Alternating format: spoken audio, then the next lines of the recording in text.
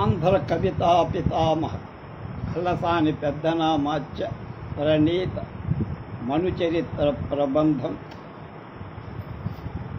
3వ భాగం 29/3/25 పీఠికలో ఉన్న ఇష్టదేవత స్తుతి చేసి సుకవి స్తుతి కుకవి నింద చేశాడు కవి. తర్వాత చెప్తాను. ఉదయాచలేందరము మొదల నెవ్వని కుమారతకు క్రంచాచల రజమయ్యే నావాడపతి శకంధర సింధురాధ్యక్షుడు అరిగాపులెవ్వాని కరతవాసి ఆ పంచగౌడ ధాత్రీపదం వెవ్వాని కసివారగ ఏగునట్టి బయలు సకల యాచక జనాశాపూర్తికెవ్వాని ఘన భుజాదండంబు కల్పశాఖ ప్రబల రాజాధిరాజ వీర ప్రతాపరాజ పరమేశ బిరుద విభ్రాజి ఎవ్వడు అట్టి శ్రీకృష్ణదేవరాయాగ్రగణ్యుడు ఒక్కనాడు కుతూహలంబు ఒప్పతిల్ల. ఎవ్వడి కుమారత అంటే ఎవడి బాల్యంలో కుమారస్వామి భావం మొదలన్ ఉదయాచలేంద్ర ఉదయగిరి దుర్గం క్రౌంచాచలరాజం క్రౌంచ పర్వతం అయ్యిందో. కుమారస్వామి క్రౌంచ పర్వతాన్ని భేదించాడు. అది కథ అన్నమాట. కనుక ఎవడు అలా చేశాడు? కృష్ణరాయన్ కుమారస్వామి క్రౌంచాచలాన్ని భేదించినట్లుగా ఉదయగిరి అనే దుర్గాన్ని మొదట భేదించాడు అని. యవ్వాని కరతరాశికి మిగుల కర అంటే వాడి అయిన అసి కత్తికి నావాడపతి శకంధర సింధురాధ్యక్షంబుడు నావాడ దేశపు రాజులు శకంధర దేశపు రాజులు అంటే కళింగ దేశం గజపతి రాజు అరిగాపులు పన్ను చెల్లించారు. శకంధరుడనేవాడు గుజరాత్ దేశాన్ని పరిపాలిస్తూ సికందర్ అనేవాడిగా చరిత్రకు కారుల ఊహ. రాయల కాలంలో గుజరాత్ ఈ పేరున నవాబు పాలించటం చేత ఈ ఊహ కలిగింది. ఆ పంచగౌడ ధాత్రీపదం పంచగౌడ దేశాల పర్యంతంగా భూభాగం గౌడులు కాన్యాకుబ్జులు సారస్వతులు ఉత్కళులు మైథులు అనే గౌడు ఐదు రకాల తెగవాడు. వాళ్ళంతా బెంగాల్ నుంచి ఒరిస్సా దాకా ఉంది. అసివారగాన్ స్వారి కాగా ఏగునట్టి బయలుదేరగా గౌడ దేశం తుదగల దేశాలన్నిటి కృష్ణరాయడి వాక్యాలి వెడలు అంటే సరదాగా షికారుగా వెళ్ళే దేశాలై అంటే ఓడి లొంగిపో.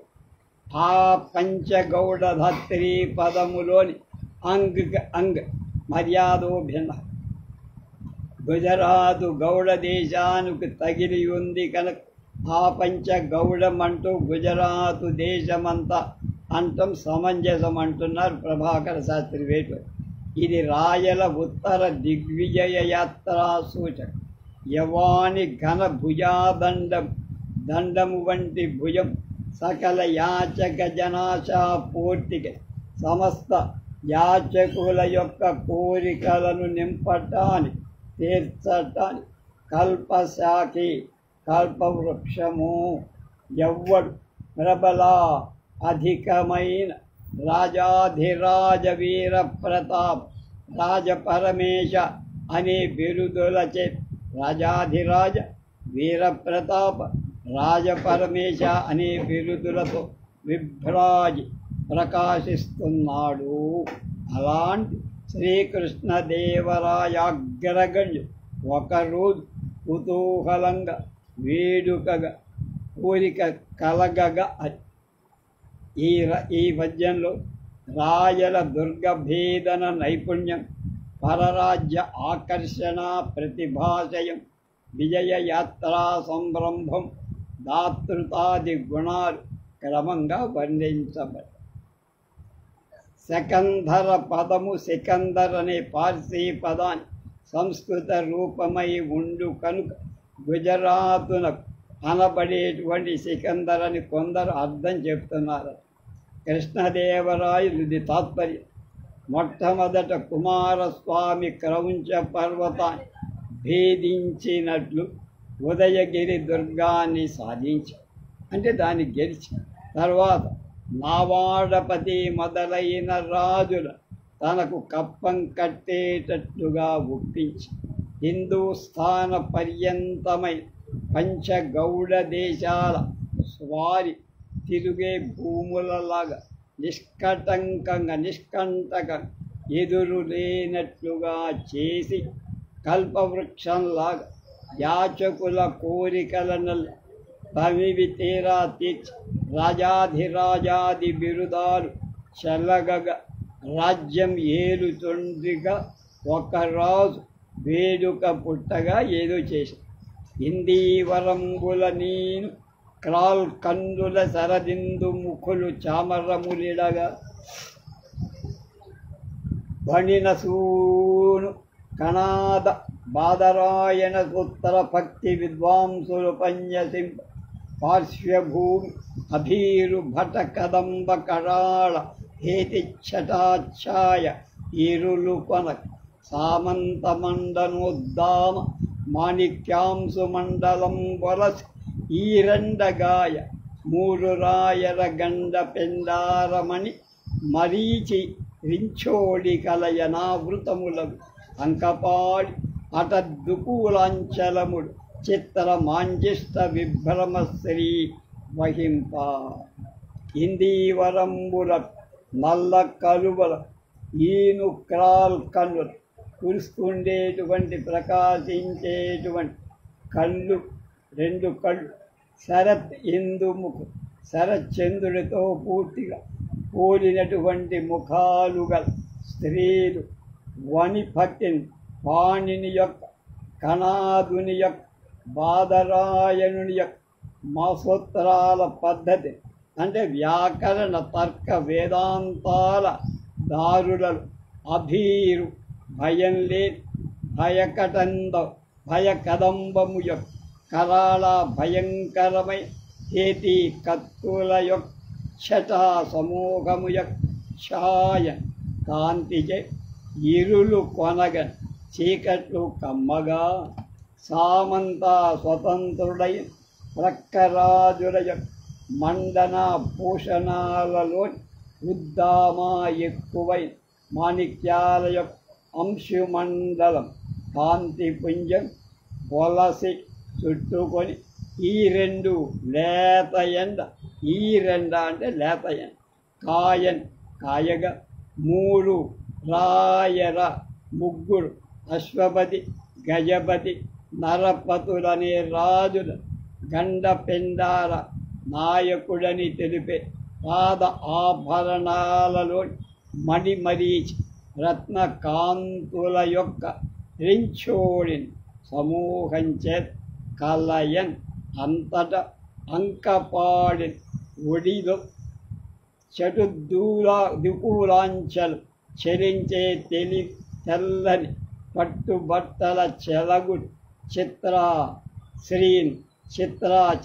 రంగు అంటే విచిత్రమైన రంగులు కలి మాంజిష్ట ఎరుపు మీరన పసుపు రంగు యొక్క విభవ శ్రీని విలాస కలువ కంపులు సామరలు వీవగా, అంటే కలువల లాంటి కళ్ళున్న స్త్రీలు వింజామరలు వేస్తుండగా విద్వాంసులు వ్యాకరణాది శాస్త్రాలు మర్యాదగా ఉపన్యసింపగా సామంతరాజు కొలిచి ఉండగా కాలికి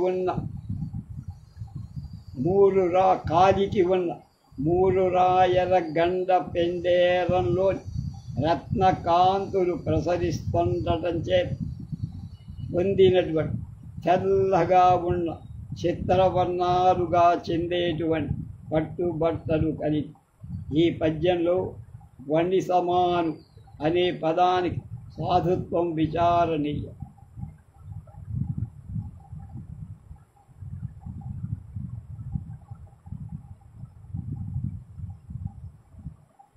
భువన విజయాక్ష సంవద్భవన స్థిత భద్రపీఠ ప్రాజ్ఞుల గోష్ఠి కవితా మధురిమడెందముడవులన్ ఉరువుండి సదయతన్ననున్ పల్కెన్. భువన విజయాక్షం, భువన విజయమనే పేరుగా సంసద్భవన్ సభాగృహంలో స్థిత ఉన్న భద్రపీఠం సింహాసనం మీద సువర్ణపీఠం మీద ప్రాజ్ఞుల గోష్ఠి పండితుల ప్రసంగం వల్ల కవితా మధుర కవిత యొక్క మాధుర్యం దెందం మనస్తవులను ఆకర్షించగా కొలువు తీరి కూర్చొని సదయతన్ దయాహిత భావం మనున్ అంటే పెద్దల గారి గురించి పల్కన్ అంటే ఏదో చెప్పబోతున్నారు. సప్త సంతానములలోను ప్రశస్తి కాంచి ఖిలము కాకుండునది ధాత్రి కృతియక కృతి రచింపుము మా శరీష కుసుమ పేషల సుధామయుక్తుల పెద్దనార్య అన్న. సప్త సంతానములలో ప్రశస్తి కాంచి కిలము కాకుండునది ధాత్రి కృతియక కృతి రచింపుము మా శరీష కుసుమ పేషల సుధా మయోక్తుల పెద్దనార్య. 7 సంతానాలలో తటాకం, ధన నిక్షేపం, అగ్రహారం, శివాలయం, హారామం, కృతి, పుత్రుడు అనే వాటిలో ప్రసిద్ధిని పొందిన చూసి ఖిలం నాశనం చెడకుండా ఉండే శరీరం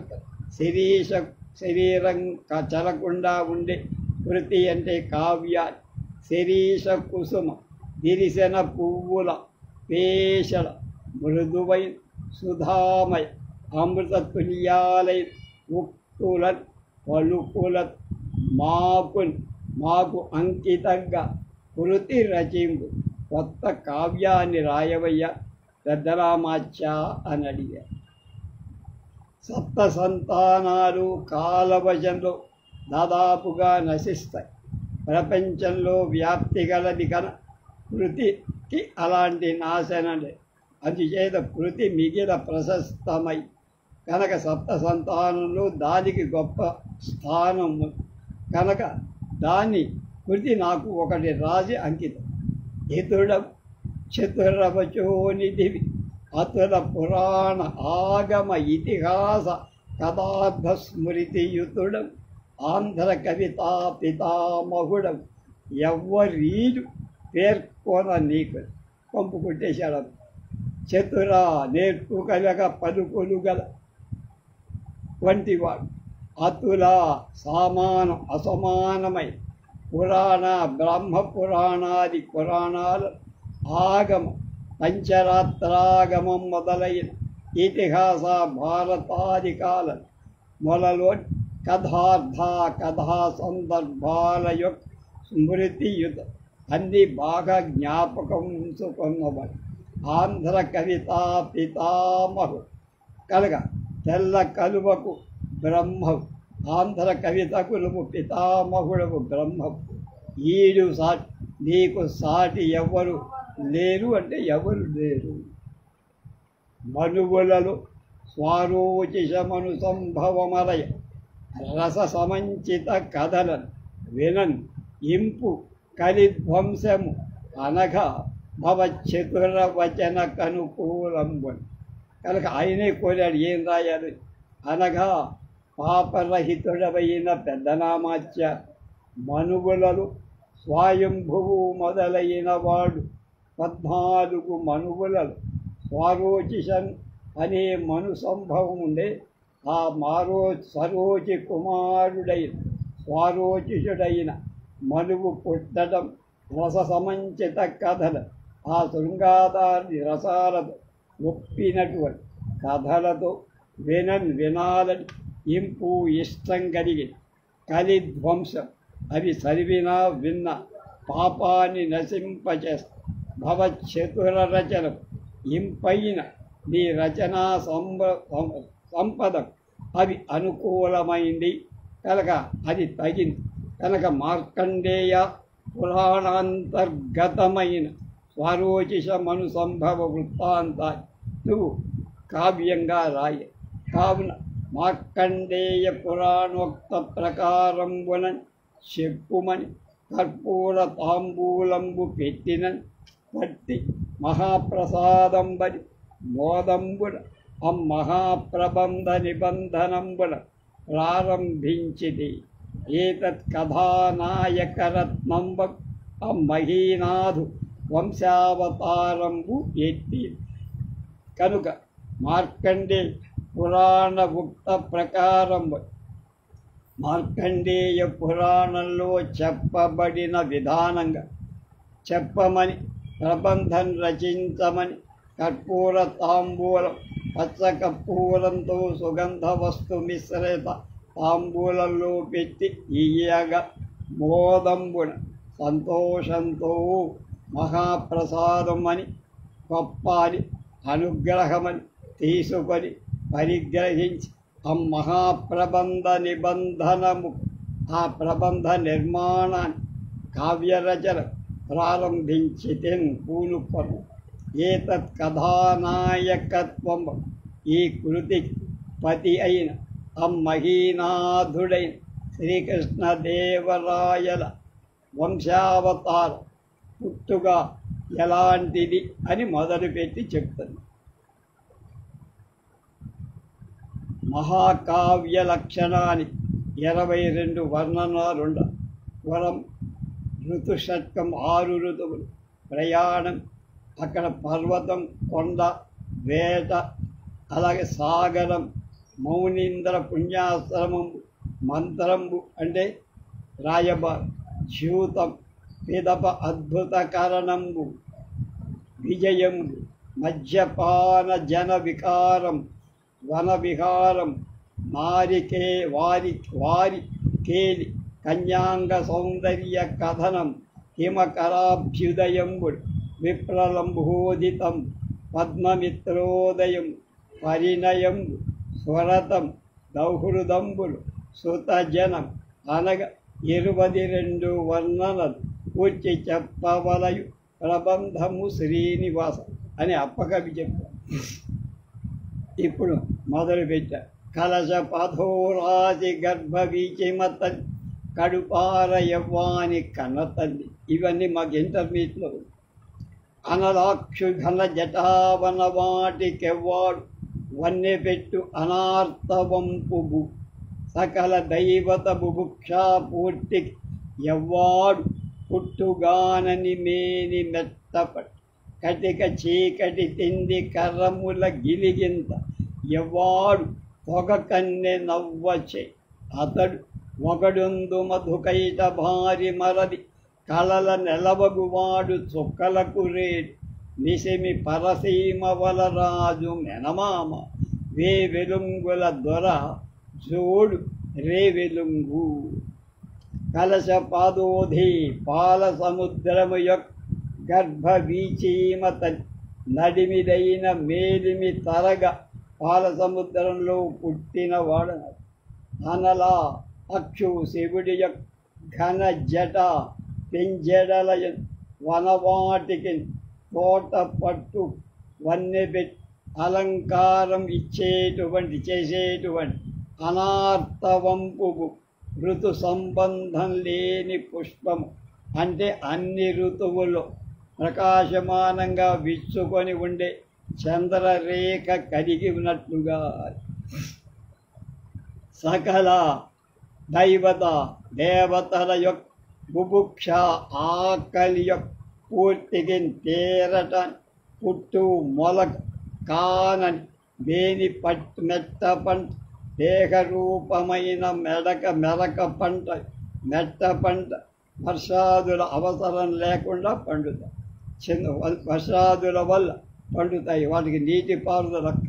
చంద్రుడు దేవతలకు ఆహారం, కటికి చీకటి అంటే గాఢాంధకారాన్ని తిండి భోజనంగా గల అంటే చీకటిని మింగేసేటువంటి కర్రముల కిరణాల లేక చేతుల గిరిగింత చక్కలి గింత చేత తొగ కన్నెన్ కలువ కన్నెన్ జవ్వని మధుకైట భారిమల విష్ణువు పెండ్లవుతో అంటే భార్య అయిన లక్ష్మీదేవి తోడబుట్టినవాడు అంటే ఆమెతో పాటు సముద్ర మథనంలో పుట్టినవాడు చంద్రుడు. కళల నెలవు 14 కళలకు నెలవైనవాడు.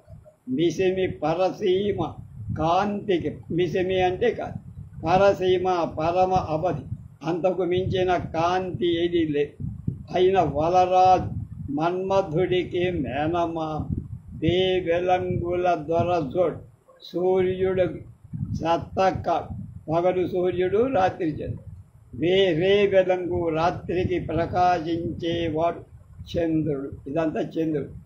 విశ్వకర్మ అబ్ధిలో జనించిన అమృతము పోసి ఉంచటానికి ఒక కలశాన్ని సృష్టించారు. ఆ కలశానికి సంబంధించింది కనుక పాల కడలిని కలశ పథోరాశి అంట. సాగరే మధ్యమానే పీయూషార్థం సురాసురై పీయూషధారణార్థాయ నిర్మిత విశ్వకర్మ కళాకళాస్తు దేవాన అసితాస్థా పృథాన్ పృథక్ పృథక్ యత కృతాంతు కలశ తతస్తే సంప్రకీర్తిత కాళికా పురాణం. చీకటి పదానికి సార్ధ బిందువుగా ఇప్పటి వాడు వ్యవహరిస్తారు. పాల సముద్రంలో పుట్టినవాడు శివుడి జటాజూటంలో పుష్పాలంకారమైనవాడు. దేవతలకు తన కిరణాలను ఆహారంగా ఇచ్చేవాడు. కలువలను వికసింపచేసేవాడు. లక్ష్మీదేవికి తోడ పుట్టినవాడు. 16 కళలకు జోటైనవాడు. అశ్విన్యాది నక్షత్రాలకు భర్త అయిన కాంతికి నిధి. సూర్యుడికి శతగాడు అయిన చంద్రుడు పొగడుందుడని అతను చంద్రుడు ప్రకాశిస్తుంది. ఆ సుధాధాముని భవ మహాంబురాశి కుంభుమీరంగనందనుడు దయమయ్యే వేదాంగ శాస్త్రార్థ విశదవాసనాత్త ధిషణా దురంధరుండైన బుధుడు. ఆ సుధాధాముని మహాంబురాశికి ఉబ్బు మీరంగనందనుడు దయమయ్యే వేదాంగ శాస్త్రార్థ విశదవాసనాత్త ధిషణాధురంధరుడైన బుధుడు. చంద్రుడికి బుధుడు పుట్టాడు. అలా ఆ సుధాధా చంద్రుడి యొక్క విభవ సంపద అని మహా అంబురాశిని గొప్ప సముద్రాన్ని ఉబ్బు అతిశయం కలిగేటువంటి కలిగేవాడు. 4 వేదాల యొక్క వేదాంగ 6 శిక్షా వ్యాకరణ ఛంద నిరుక్త జ్యోతిష కల్పాలు వేదాంగాల యొక్క శాస్త్ర మీమాంసాది శాస్త్రాల యొక్క అర్థ అభిప్రాయంలోని అర్థాల యొక్క విశద విస్పష్టమైన వాసన ఎరుకచే జ్ఞానంచే ఆత్మ పొందబడి ధిషణ బుద్ధికి బృహస్పతి అంటుండగా అలాగే బుధుడు కూడా దురంధరుడు బరువు మోసిన ప్రవీణుడు అయిన బుధుడు అయినట్లు బుధుడనేవాడు ఉదయమయ్యన్ పుట్టాడు. ఆ చంద్రుడికి వేదాంగాది విద్యలు నేర్చి బుధుడు కుమారుడుగా పుట్టాడు. వాడికి పురూరవుడు ప్రజ్ఞానిధి ఉదయించే సింహ సదృశుడు తద్భూజానికి ఆయు తనయుండై నగడే అతండెగనే యయాతి నరేంద్రుడు. వాడికి ఆ బుధుడికి ప్రజ్ఞానిధి బుద్ధికి గని వంటి వాడే సింహ సదృశుడు పరాక్రమంలో సింహంతో సమానమై పురూరవుడు ఉదయించన్. పురూరవుడు పుట్టి తద్భుజానికి ఆ పురూరవ రాజు ఆయు అనేవాడు తనయుండై కొడుకై ఎగ్గడెన్ అతిశై. అతడు యయాతి నరేంద్రుడు. ఆయువుకి యయాతి మహారాజు పుట్టి.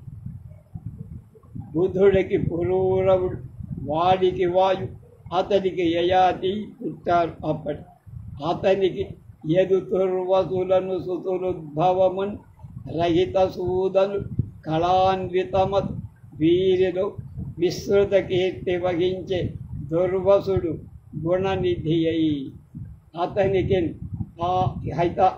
అహిత సూదన్ వైరులను పరమ అంటే చంపగలిగినవ కళాన్వితవతు విద్యతో కూడిన మనస్సు కలవ అయిన యదు తుర్వసుడు. యదుడు తుర్వసుడు అనే కొడుకులు ఇద్దరు ఉద్భవం పొందారు, పుట్టారు.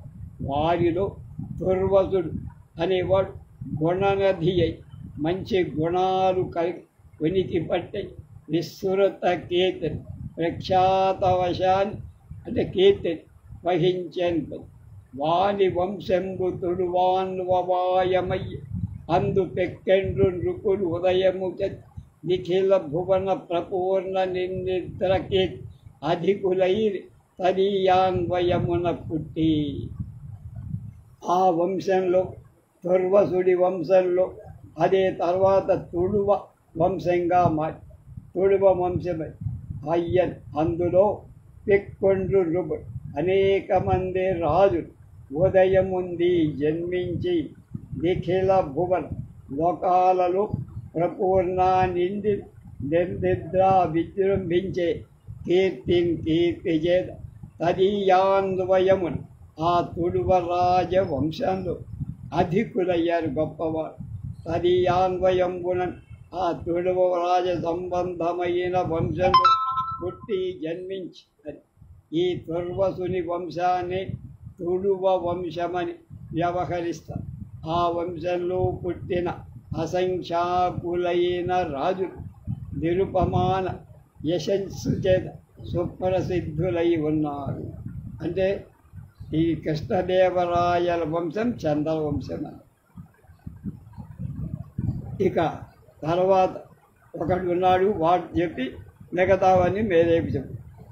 మహాసరగ్ధలో చెప్పి ఘనుడై తిమ్మ క్షితీశాగ్రణి దశ శతకపట గ్రావ సంఘాతవతాచన రడాశాంతదంతస్థ తవిరుల తిరుల జంజాటముల్ మాన్ ఈ మేదిని దొద్దండైక పీటిన్ తిరము పరచ కీర్తిజ్యుతులు రోదచిన్ పర్వన్ అరాతులు నమ్రులై పార్శ్వములన్ కొలువ తీవ్ర ప్రతాపంబు సౌప.